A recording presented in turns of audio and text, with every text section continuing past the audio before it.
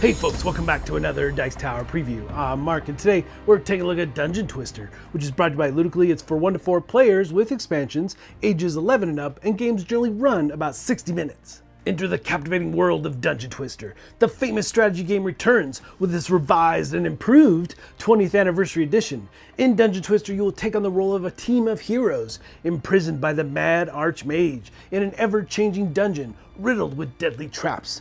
So, do you have what it takes? Will you be up to the challenge of surviving and entertaining your jailer? As you traverse the dungeon, you'll compete by strategically exploiting your adventurer's skills and the opportunities created by the maze's ever-changing shape. To win the game, eliminate your opponents by magic, force, or cunning, and activate the mechanisms that will make them fall into a trap. Bring back precious treasure and escape alive to earn victory points. Your main goal is to earn 5 victory points before your opponent does. Now, this is the 20th anniversary Dungeon Twister, so yes, there's a whole range of improvements, and here's a quick rundown. Completely revamped illustrations and designs. Each room and passageway comes to life, thanks to a modern, dynamic, and colorful art direction, offering a new level of immersion in the face of countless dungeon challenges. And never-before-seen miniatures. Every character in the game, from the clever wizard to the mighty warrior, has been beautifully redesigned and sculpted. These new, finely detailed miniatures faithfully reflect their special abilities and strategic roles in the game.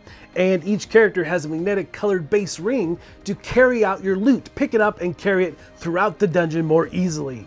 And in general, throughout the game, there are improved materials and enlarged tiles. Every tile is now larger and thicker. The design of the dungeon corridors has been reimagined for more surprises and challenges. The game boards are more sturdy, and every component has been carefully chosen to guarantee greater durability and enhanced game enjoyment. And of course, there are expansions to enhance your dungeon adventures. First, I just have to call attention to the miniatures and the fact that they have those magnets in the bases to pick up the gear and treasure as you move through the dungeon. That's a really nice add for this game for sure. Also, there are tokens that represent your character, so when you take damage, you can swap out the miniature for the token so you can keep track of who has damage and what. But you need to get over there and heal them before they're taken out and your opponent gets a victory point. So, gameplay here is super straightforward.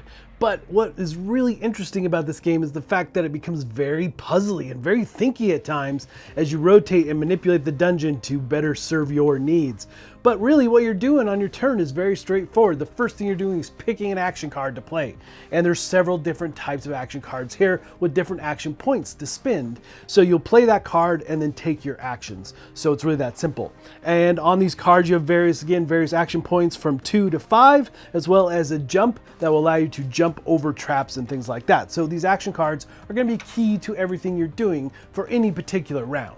And then you can spend your action points in numerous ways. Now at setup, you will have placed different tokens in the various rooms that will get put into the dungeon once a tile is flipped. Of course, you have to flip it first, which costs you an action point. So you'll slide it out, flip it over, and the tokens get placed. And there are various rules around how the tokens are placed and what's appropriate. But you put that, set it up, and get ready to start moving in and doing various things. Now within the tile itself is a gear icon. Now you can stand on that gear in order to turn or rotate the tile. And then for every rotation, you're going to be spending an action point. You can do it multiple times as long as you have the points to spend. But a lot of what you'll be spending your action points on is to manipulate your character within the dungeon. You have a movement rate on your character card. You can spend an action point to move those many spaces, and you can spend as many action points as you want on that. Also, you have a special ability on your card that you can activate with an action point, and you can interact with objects out in the dungeon for spending action points as well. But more importantly, when you enter into combat, you're going to have to spend an action point. And your character cards have a combat number on them, as well as you have combat cards in your hands. Each player simultaneously will pick one of their combat modifier cards, placing it face down, and they both reveal simultaneously, and whoever has the highest amount wins that battle. So those are really the basics of play. And obviously as you engage in these battles, big things are going to happen. There's even group battle things that can happen. But you're after victory points here as you traverse this dungeon, and there's multiple ways to do that. If you escape out of the labyrinth on your opponent's line, you're going to get a victory point. If you eliminate one of their characters, you're going to get a point for that. And if you happen to be the goblin and you escape, you get 2 points.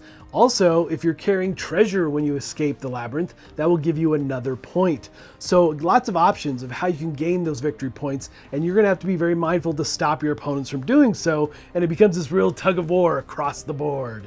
All right, folks, just a reminder once again, this has been a Dice Tower paid preview, and everything you've seen has been in prototype form, so keep a close eye on the campaign for any changes that still may occur.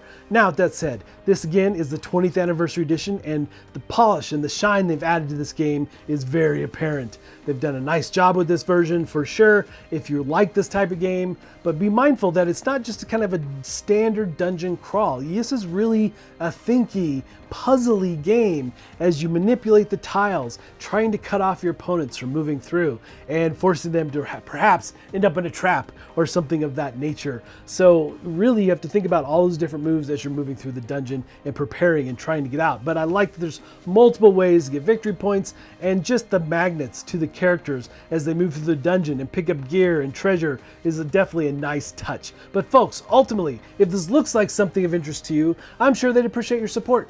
So I think that's it for me, and until next time, we'll see you at the table.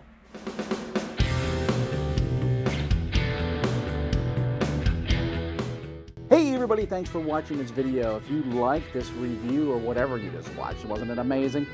Check out our channel, Dice Tower. We have all kinds of things. We review games, we do top 10s, we play games live. It's all about board games, but especially the people who play them. Check out Dice Tower YouTube channel.